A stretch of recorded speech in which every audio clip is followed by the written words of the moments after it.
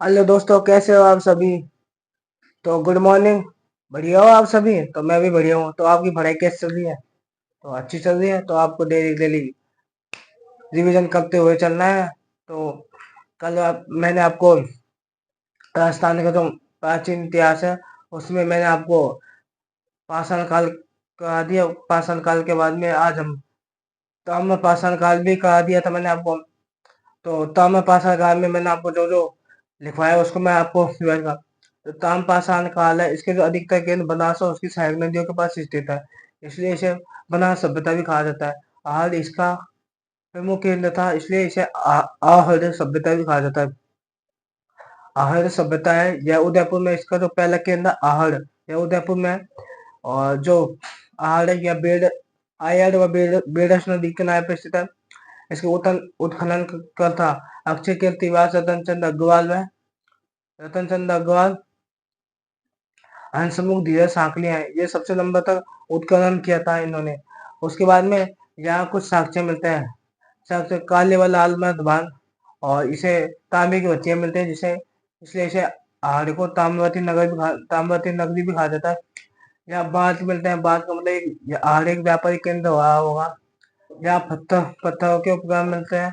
उसके बाद में यहाँ लाजवल नाम का एक पत्थर मिलता है जो अफगानिस्तान से में मिलता है, नीला पत्थर।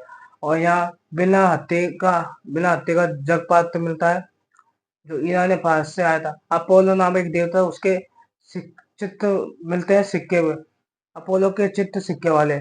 यह यूनान ग्रीस का। उसके बाद में यहाँ क्वान मतलब ईंटों की कच्ची ईंटें मिलते हैं। यहाँ ईंटों की मजबूती के लिए क्वान तर्ज का उपयोग किया जाता है, क्वान तर्ज का। उसके बाद में यहाँ यहाँ 6 चूल्हे मिलते हैं। और यहाँ 2 मुँह वाले चूल्हे मिलते हैं।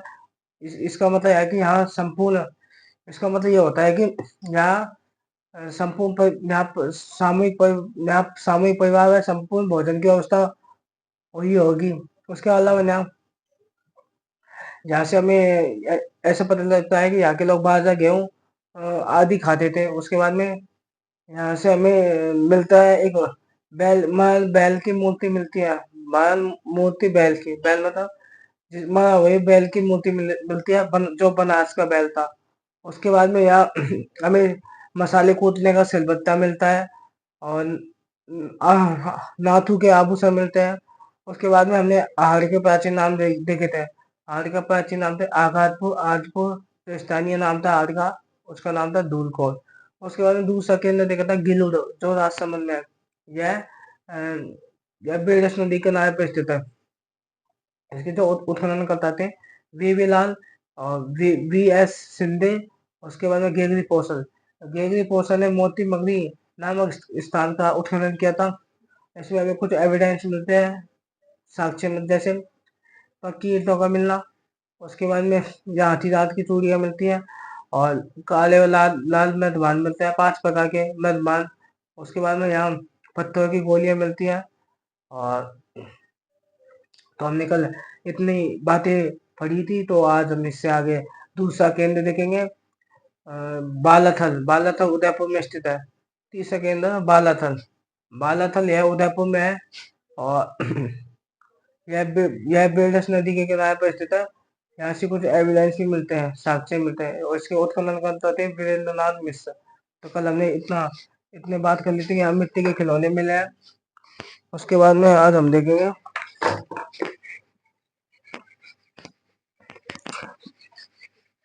तीसरा केंद्र था बालाथल।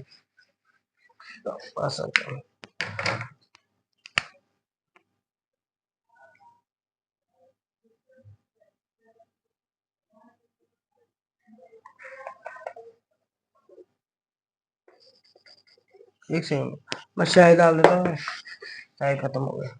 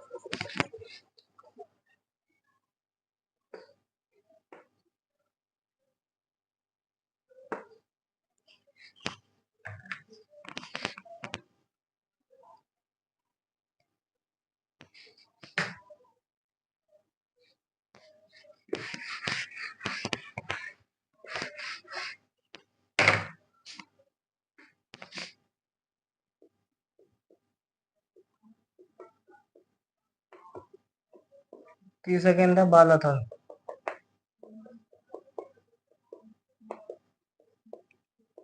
बालाथल उदयपुर में स्थित है। बात उदयपुर जय बेड़ज नदी किनारे पर स्थित है। पेन से नहीं चला जय बेड़ज यार पेन से नहीं चला।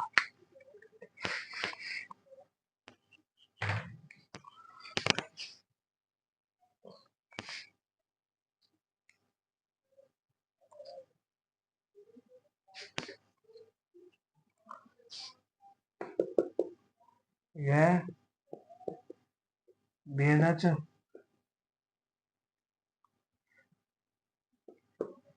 नदी के किनारे पर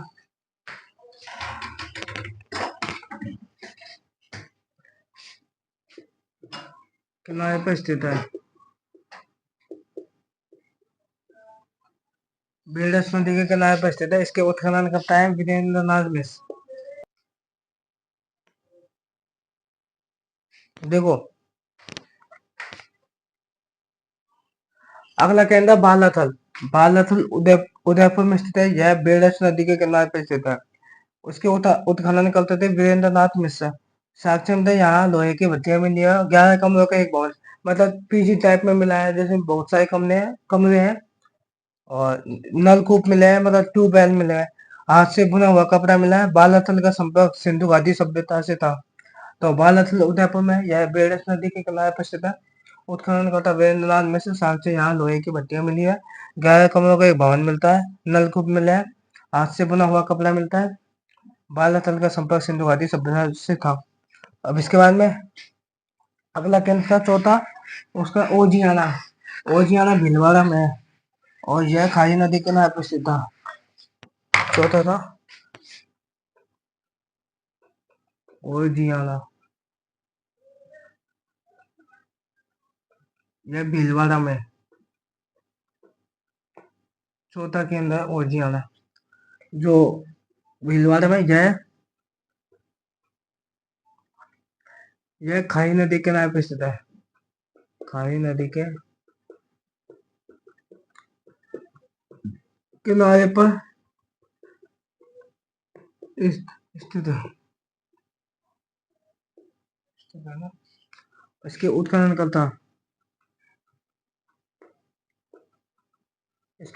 करता थे। पहला था वी एस मीणा।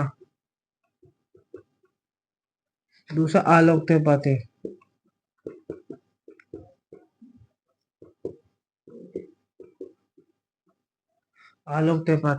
और इसके जो साक्ष्य मिलता है गाय तथा बैल की मूर्ति।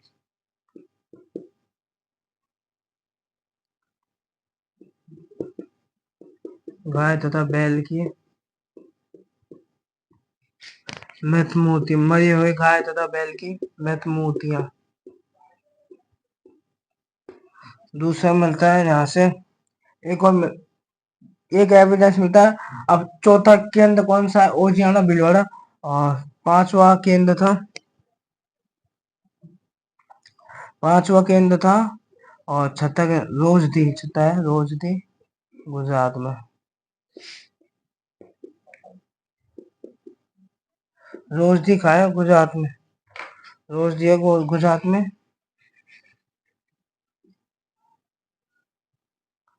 गुजरात। पांचवा केंद्र था भगवानपुरा।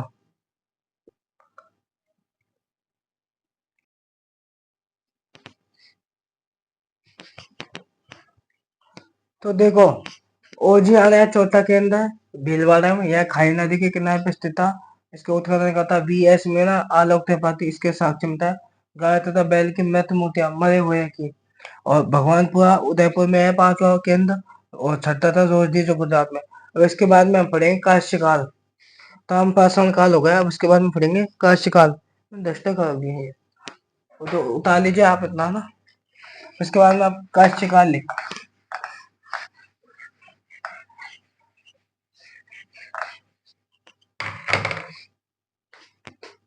तो काश्यकाल है यह सिंधु घाटी सिंधु नदी व सिंधु नदी के पास स्थित है। सिंधु और उसकी सहायक नदियों के पास स्थित है, इसलिए इसे सिंधु घाटी सभ्यता कहा जाता है। हड़प्पा सभ्यता इसका प्रमुख केंद्र है, इसलिए इसे हड़प्पा सभ्यता कहा जाता है। यह सरस्वती नदी के किनारे पर स्थित है, इसलिए इसे सिंधु सिंधु सरस्वती सभ्यता भी कहा जाता है। इसका प्रमुख पॉइंट है कालीबंगा। कालीबंगा जो हनुमानगढ़ में स्थित है, कालीबंगा का नाम है, मतलब कालीबंगा का जो, तो इतना एक में काश्य का लिखे, फिर इसके बारे में और लिखाएंगे डिटेल।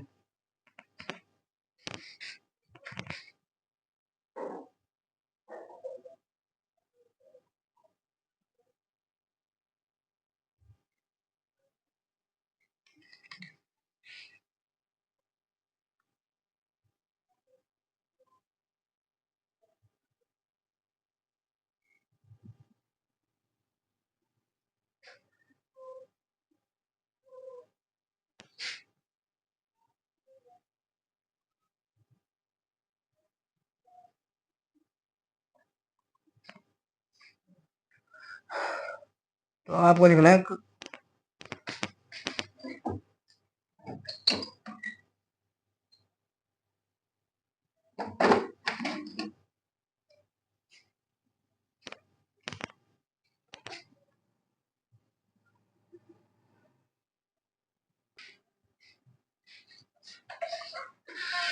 देखो काश्य काल में इस सभ्यता के अधिकतर केंद्र सिंधु तथा उसकी सहायक नदियों के पास थे, इसलिए इसे सिंधु घाटी सभ्यता भी कहा जाता है। हड़प्पा इस सभ्यता का प्रथम उत्खनन स्थल है। मतलब पहले जो खोदा गया था वो हड़प्पा खोदा गया था, तो इसे हड़प्पा सभ्यता भी कहा जाता है। कालांतर में इस सभ्यता के केंद्र सरस्वती नदी के किनारे पर स्थित प्राप्त हुए थे, अतः इसे सिंधु सरस्वती सभ्यता भी कहा जाता है। कालीबंगा इसका केंद्र हनुमानगढ़ में है। इसका शाब्दिक अर्थ होता है काली चूड़िया। यह घग्गर नदी के किनारे पर स्थित है। एलपी टेस्टी ने इस कालीबंगा के बारे में जानकारी दिया।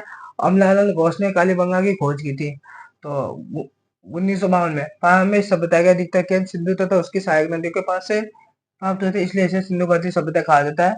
हड़प्पा इस सभ्यता का प्रथम उत्खनन स्थल है, अतः इसे हड़प्पा सभ्यता ही कहा जाता है। कालांतर में इस सभ्यता के केंद्र सरस्वती नदी के किनारे पर प्राप्त हुए थे, अतः इसे सिंधु सरस्वती सभ्यता भी कहा जाता है। केंद्र कालीबंगा हनुमानगढ़ में। इसका शाब्दिक अर्थ काली चूड़ियां होता है। यह घग्गर नदी के किनारे पर स्थित होता है। तो बता लीजिए इसके बाद में कालीबंगा के बारे में और जानकारी लिखनी है अभी, तो बता दीजिए एक बार आप। आपको डेली डेली रिवाइज करते हुए चलना है ना, बता लीजिए, फिर मैं मिटाल देता हूँ उसको।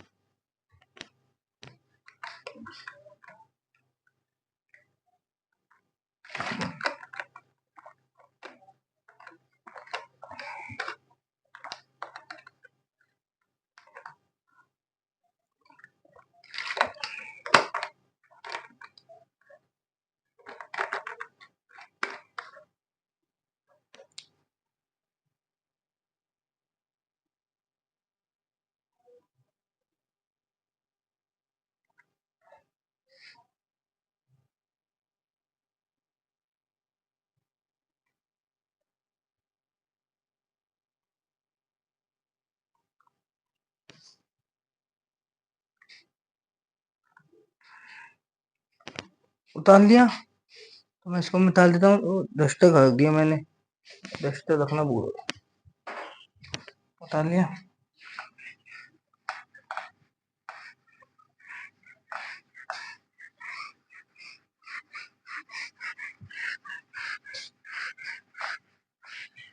और इसके बाद में और लिखेंगे आगे, तो एक सेकंड देखो। ओरेल स्टाइल ने घग्गर नदी का संरक्षण किया था। ओरेल स्टाइल ने घग्गर नदी का संरक्षण किया, घग्गर नदी को बचाया था। इसने एक संरक्षण किया कि इसने कहा था a survey of Asian site along lost Saraswati. जो भाई जो सरस्वती नदी है, यह प्राचीन प्राचीन भारत की प्राचीन प्राचीन मतलब प्राचीन सरस्वती है। लॉस्ट में बीच बीच नष्ट हो चुकी नदी है सरस्वती। सबसे पहले एलपी टेस्टी तोरी ने कालीबंगा की जानकारी दी थी। 1952 में अमलानंद घोष ने कालीबंगा की खोज की थी। अमलानंद घोष के अनुसार कालीबंगा का जो उद्गम है वो सोती सभ्यता से हुआ था। यह सभ्यता बीकानेर क्षेत्र में स्थित है। कौन सी? सोती सभ्यता। सावनिया तथा पुंगल इस सभ्यता के प्रमुख केंद्र थे। सोती सभ्यता। दशरथ शर्मा के अनुसार कालीबंगा कालीबंगा हड़प्पा सभ्यता की तीसरी राजधानी थी। और पाकिस्तान का कोट डीजी कालीबंगा के समान है। चाहे कोट पाकिस्तान के कोट डीजी को देख लो, चाहे कालीबंगा को देख लो, दोनों समान है। ओले स्टाइन ने घग्गर नदी का संरक्षण किया था। A survey of Asian site along lost Saraswati river. Saraswati river का मतलब नदी। सबसे पहले एलपी टेस्टी तोरी ने कालीबंगा की जानकारी दी है। 1952 में अमलानंद घोष ने कालीबंगा की खोज की थी। अमलानंद घोष ने के अनुसार कालीबंगा का उद्गम सोती सभ्यता से हुआ था। यह सभ्यता भी बीकानेर क्षेत्र में स्थित थी। सावनिया पुंगल इस सभ्यता के प्रमुख केंद्र। दशरथ समय के अनुसार कालीबंगा हड़प्पा सभ्यता की तीसरी राजधानी थी। पाकिस्तान का कोट डीजी कालीबंगा के समान था। तो अब इसके उत्खनन करते हैं। बीवी लाल बी के थापर श्रीवास्तव एसपी एसपी जैन। तो इसके उत्खनन करते देखेंगे, फिर इसके बाद में कल बात करेंगे। तो उतार लीजिए आप, उतार लीजिए आप।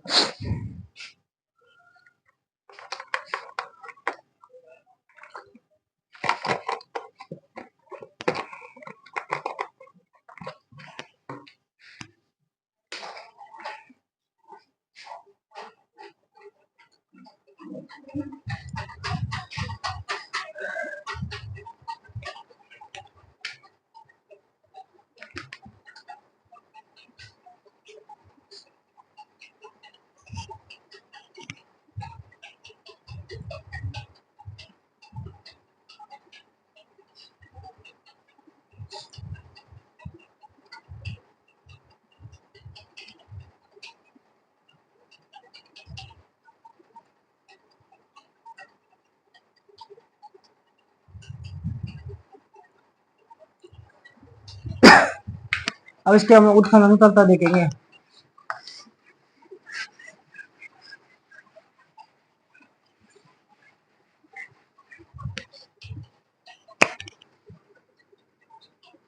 उत्खनन करता पहला बीवी लाल एम के थापर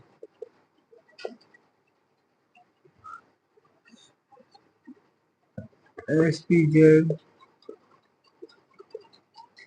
के एम श्रीवास्तव।